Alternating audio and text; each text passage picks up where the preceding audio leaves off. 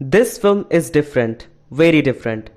Guys, आज हम बात करने वाले हैं 2018 में रिलीज हुई science fiction thriller film level 16 के बारे में।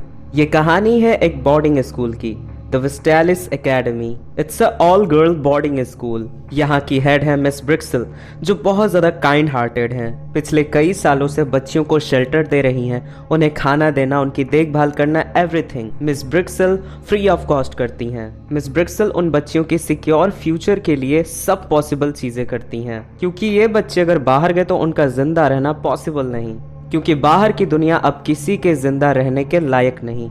बाहर की हवा पोल्यूटेड है, एटमॉस्फेयर कम्प्लीटली हार्मफुल है, और इस स्कूल में मैक्सिमम लड़कियां पुअर सेक्शन से बिलोंग करती हैं। इसी वजह से उनके पेरेंट्स के लिए इस टॉक्सिक एनवायरनमेंट से बचाना पॉसिबल नहीं था, तो मिस ब्रिक्सल ने इसे अपना मिशन बनाया।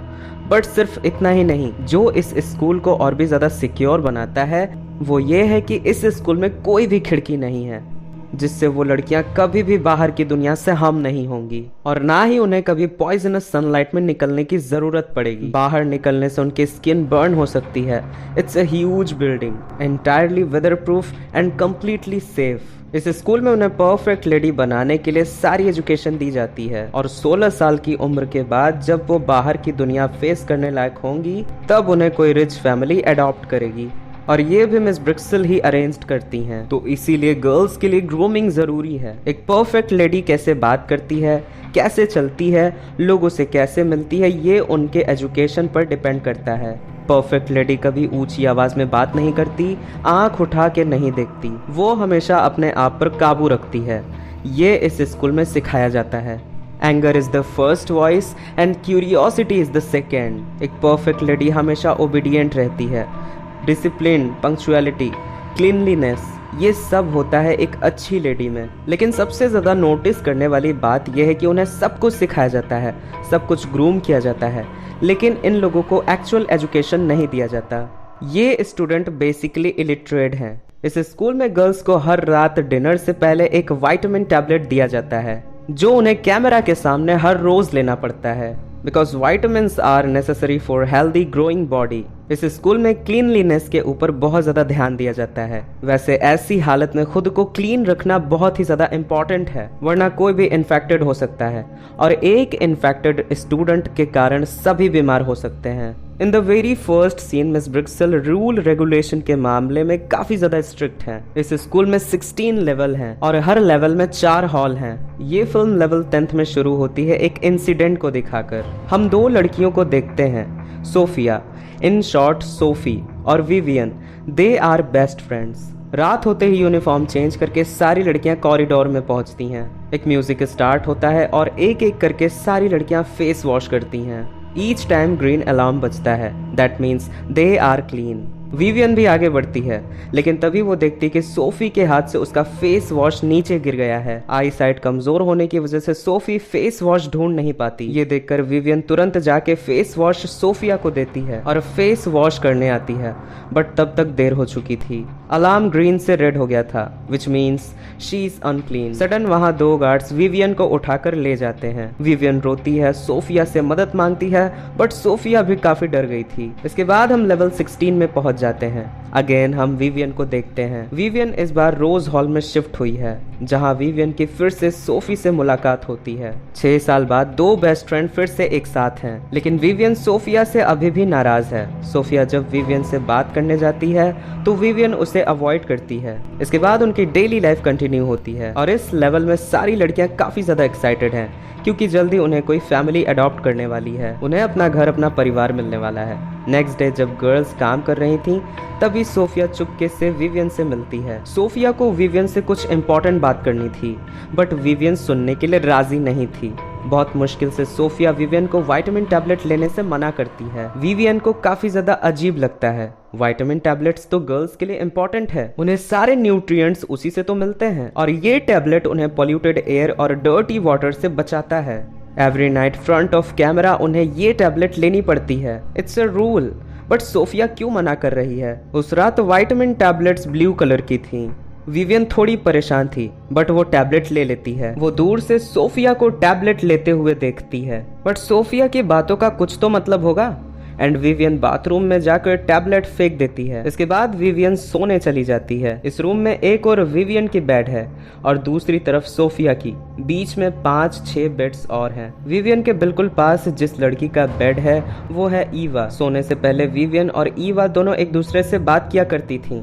लेकिन उस रात ईवा जल्द ही सो गई थी।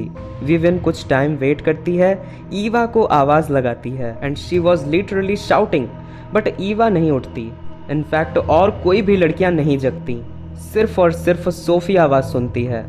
वो विवियन से कहती कि यहाँ पर कोई तुम्हारी आवाज नहीं सुन सकता सिवाय मेरे। सोफिया विवियन को बताती कि उन्हें जो विटामिन टैबलेट दी जाती है वो कोई विटामिन टैबलेट नहीं, बल्कि असल में वो एक स्लीपिंग पिल्स है। उन्हें हर रात स्लीपिंग पिल्स खानी पड़ती है जिससे सारी लड़कियां सो जाएं और बाकी लोग अपना आराम से काम कर पाएं। विवियन ये बात सुनकर कंप्लीटली शॉक्ड हो जाती है।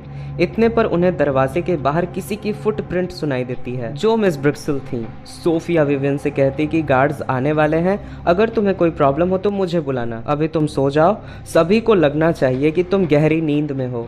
ये सब कहकर सोफिया सोने चली जाती है और विवियन भी सो जाती है। बट विवियन सोफिया की बातों पर बिल्कुल ट्रस्ट नहीं करती।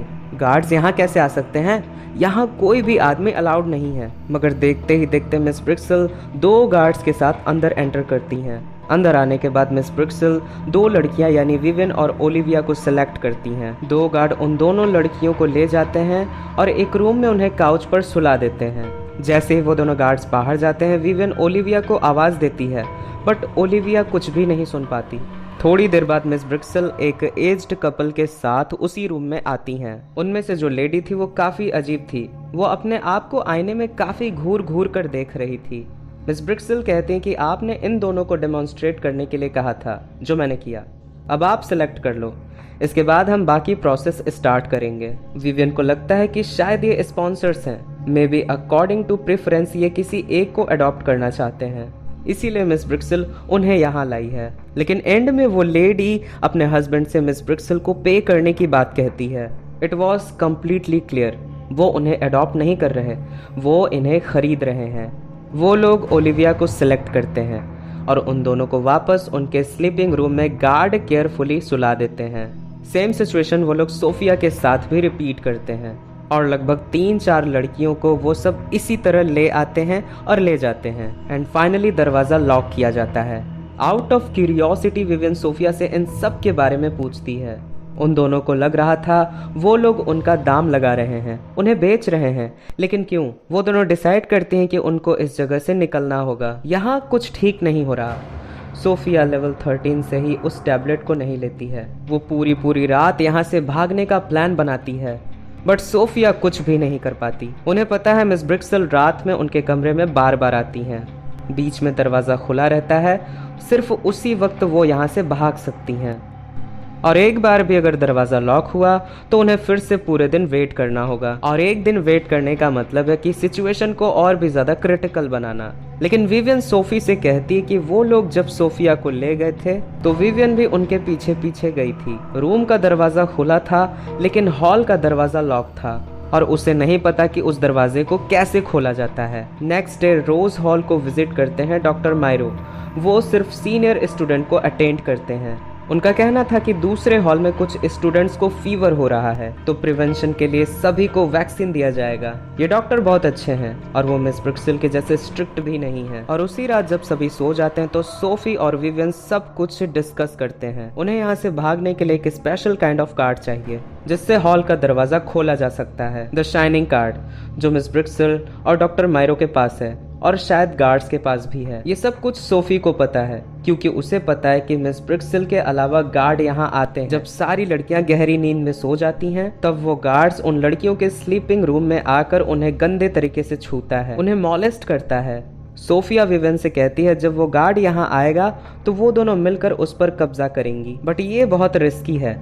विवियन का मानना था कि डॉक्टर मायरो उनकी मदद करेंगे और विवियन उनसे बात करने की बात सोफिया से कहती है, जिस पर सोफी विवियन को मना कर देती है। But Vivian next day doctor Miro को मैनिपुलेट कर डॉक्टर से कहती है कि रोज हॉल में कुछ लड़कियों को सोते समय प्रॉब्लम हो रही है। डॉक्टर मायरो मिस ब्रिक्सल से बात करने को कहते हैं। यहाँ विवियन गलती से ये कह देती है कि मिस ब्रिक्सल हमारी मदद नहीं करने वाली। उन्हें सब कुछ पता है। और ये बात सुनकर डॉक्टर को शक होता है। वैसे भी विवियन को 2 रात से नींद नहीं आई, नेचुरली वो बहुत टायर्ड थी। तो डॉक्टर उसे विटामिन की एक हैवी डोज देता है, मतलब और ज़्यादा हाई स्लीपिंग पिल्स। उसके बाद डॉक्टर मायरो विवियन को मॉलेस्ट भी करता है। वहां से जाने के बाद विवियन काम करना शुरू कर देती है, लेकिन विवियन काफ़ी वीक फील कर रही थी, उसे चक्कर आने लगा था। सोफी और विवियन मिलकर डॉक्टर के बारे में बात कर रहे थे, लेकिन नशे में विवियन जोर जोर से बात करती है, तो ईवा मिस ब्रिक्सिल को फ़ोन करके रिपोर्ट कर देती है, जिस बात को जानकर मिस ब्रिक्सिल विवियन को एक बॉक्स में बंद कर देती हैं। It's a punishment for her unclear behaviour. इस स्कूल में किसी को ऊंची आवाज़ में बात करने की इजाज़त नहीं। रात में सभी लड़कियों के सोने के बाद सोफी एक रस्सी लेकर गार्ड का वेट करती है। सोफिया जानती है वो गार्ड ज़रूर आएगा। सोफिया जान चुकी थी कि जो भी करना है उसे अकेले ही करना होगा। सोफिया ही विवियन को सेव कर सकती है। 6 साल पहले लेवल 10th में उसने विवियन का साथ नहीं दिया था। इस बात से वो अब भी रिग्रेट करती है। कुछ ही देर बाद वहाँ पर गार्ड आता है, बट वो गार्ड सोफिया के पास नहीं जाता, वो एक दूसरी लड़की के पास जाता है। जैसे ही वो गार्ड उस लड़की को छूने की कोशिश करता है, वैसे ही सोफिया उस पर हमला कर देती है। वो आदमी कुछ टाइम के लिए सेंसलेस हो जाता है। इसी सिचुएशन का फायदा उठा सोफी उस गार्ड के जेब से कार्ड निकालकर विवियन के पास भाग जाती है, लेकिन विवियन को सेव करने से पहले ही गार्ड को सेंस आ जाता है और वो अलार्म ऑन कर देता है, जिससे पूरे हॉल में सभी गार्ड्स मिस ब्रिक्सिल और डॉक्टर मायरो अलर्ट हो जाते हैं। उस वक्त तो सोफिया विवियन को फ्री नहीं कर पाती, पर वो कार्ड लेकर वहां से भाग जाती है। बट सोफी विवियन को प्रॉमिस करती है कि वो विवियन को ज़रूर सेव करेगी। सोफी के चले जाने के बाद गार्ड आकर विवियन को हॉल में ले जाता है। विवियन देखती है वहां पर सभी स्टूडेंट्स प्रेजेंस हैं। उसे भी उसी रो में ले जाकर खड़ा किया जाता है। नो डाउट डॉक्टर मायरो और मिस ब्रिक्सिल बहुत गुस्सा थे। सोफी ने जो भी किया है वो डिसओबीडियंट है, बेईमानी है। इतने साल से उन्हें ग्रूम किया गया, उनका ख्याल रखा गया, बदले में उन्हें ये मिला। सोफी को तो सज़ा मिलेगी ही, और जिसने भी कार्ड चुराया है वो चुपचाप कार्ड वापस कर दे, वरना उनको और भी ज़्यादा स्ट्रिक्ट होना पड़ेगा। किसी भी स्टूडेंट का आंसर न मिलने पर डॉक्टर मायरो रीटा नाम की लड़की को पनिश करने के लिए उसे अपने साथ ले जाते हैं। जब तक उन्हें कार्ड नहीं मिलेगा तब तक हर दिन एक एक लड़की को पनिश किया जाएगा। उस रात मिस ब्रिक्सिल सभी गर्ल्स को अपने हाथों विटामिन देती हैं। ऑब्वियसली ये भी स्लीपिंग पिल्स है, तो ये लेने के बाद नेचुरली विवियन को नींद आने लगती है। बट विवियन को जगना होगा, वो कार्ड ढूंढना होगा जो सोफिया ने छिपाया है। विवियन वीक थी, बट फिर भी विवियन वो कार्ड हर जगह ढूंढती है, और विवियन को अपने बेड के नीचे ही वो कार्ड मिल जाता है। लेकिन बैड लक, उस कार्ड से अंदर की तरफ से दरवाजा नहीं खोला जा सकता था, तो विवियन कार्ड से दरवाजे के बोल्ट्स को खोलती है, और फाइनली विवियन दरवाजा खोल बाहर निकलती है। और धीरे धीरे विवियन को इस स्कूल के सच के बारे में पता चलता है, इस स्कूल के राज के बारे में पता चलता है।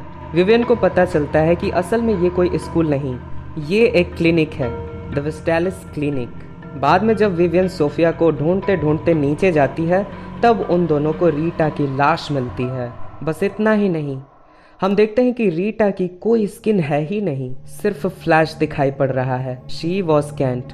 पता चलता है ये बेसिकली कोई स्कूल नहीं, बल्कि ये तो एक फर्म है जहां डॉक्टर मायरो और मिस ब्रिक्सिल इन बच्चों की देखभाल करते हैं just for their beautiful face. 16 साल के बाद इन लड़कियों का चेहरा काट कर किसी ओल्ड लेडी के लिए ट्रांसप्लांट किया जाएगा। बदले में इन्हें बहुत रुपया मिलता है।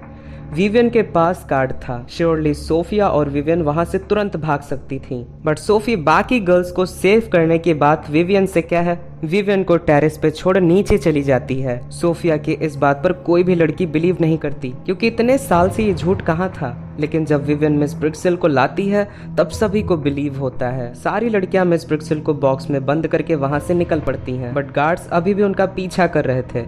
विवियन सोफी को लेकर एक रूम में जाकर दरवाजा बंद कर लेती है। वहां डॉक्टर मायरो आ चुका था, बट वो दरवाजा खोल नहीं पाता, और डॉक्टर मायरो विवियन को मैनिपुलेट करता है, जिस पर विवियन अपने चेहरे को नाइफ से कट करने लगती है। और ये देखकर डॉक्टर मायरो विवियन को रोकने लगता है। रोकता भी क्यों नहीं, इतना रुपया जो लगा है इस यूनिक फेस के लिए। थोड़ी देर बाद कुछ लोग डॉक्टर मायरो को अंदर ले जाते हैं।